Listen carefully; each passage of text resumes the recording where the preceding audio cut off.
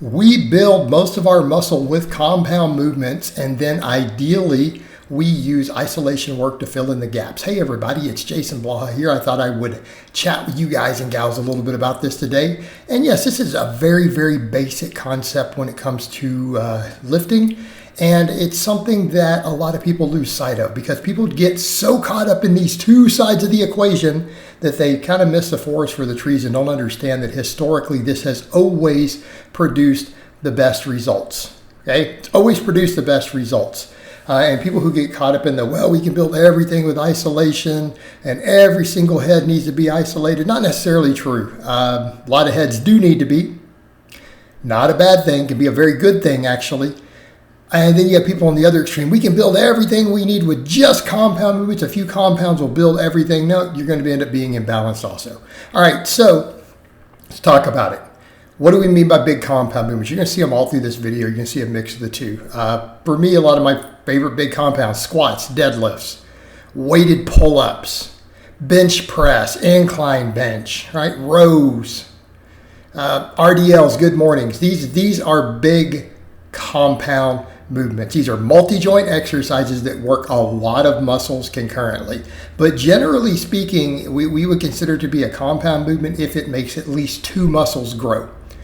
Notice I didn't say that works two muscles because, again, not every muscle that gets worked to some extent grows on an exercise. Perfect example, the standing press works a lot of muscles, at least as stabilizers, that may not necessarily grow from it. It's primarily just going to build triceps and front delts, a little bit of side delt, little upper chest, but not everything gets training stimulus. I mean, the same thing with certain sorts of tricep extensions, right? A lot of them will work certain parts of the shoulder, but you're not really going to grow your delts with them, okay? Case in point, those are perfect examples, like when you watch me do this extension here.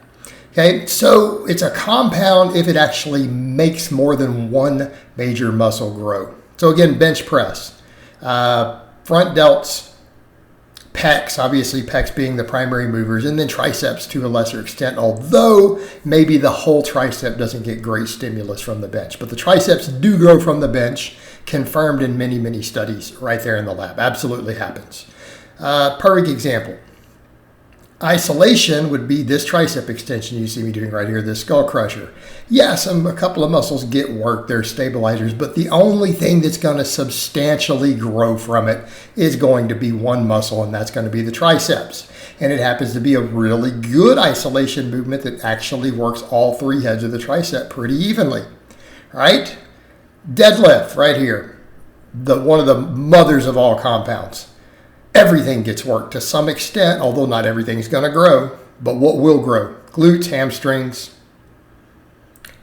right? Quads to some extent, lats to some extent, traps. Those things all grow from this exercise. Your forearms even can. Now, a lot of other muscles get worked. A lot of muscles in your core, some other muscles in your back. Sure, they actually contract, they work, they stabilize. They may not actually get any significant muscle growth and probably will not. But still, it works a lot of muscles. Another one here, the seated press, which we just discussed, overhead pressing. Pull-ups, of course, when we get to those. Lats, lower mid-traps, posterior deltoids, rhomboids, those all grow. Biceps to a lesser extent. All right, using pull-ups and back exercises as an example, though, this is where we talk about filling in the gaps. This becomes an important consideration. There are muscles, and I'm a perfect example. I've been trying to play catch up with my biceps for quite a while because I didn't do a lot of bicep work for years, but I did a lot of back work. And even though the biceps do get worked and they grow from some of your back work, again, it's been seen in plenty of studies, it's not optimal growth. And it's not going to grow proportionate. Okay, so that would be a perfect example of big exercises that leave some muscles on the table, right? They may not work them fully. Okay, and a lot of these, muscles that don't get worked fully, there are compounds that work them, but not everyone's doing those compounds. Okay, so again, we need a context. So here's a perfect example. On a balanced program, you're probably going to need some bicep isolation if you want biceps that are proportionate to the rest of your body. Mine have been catching up, but they're not quite there. Okay, they're not quite there. And even though I'm great at pull-ups and chin-ups, it wasn't enough to keep them caught up.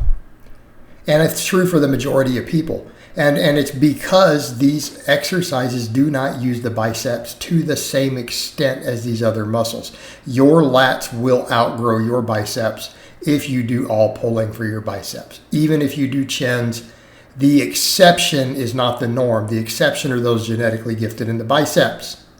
But those same people, if they did some curls, would probably have bigger biceps. But that is a perfect example. That's a perfect example because a lot of the lat exercises simply do not maximally recruit the biceps. They work it, and they work it enough to grow, but not enough to grow maximally.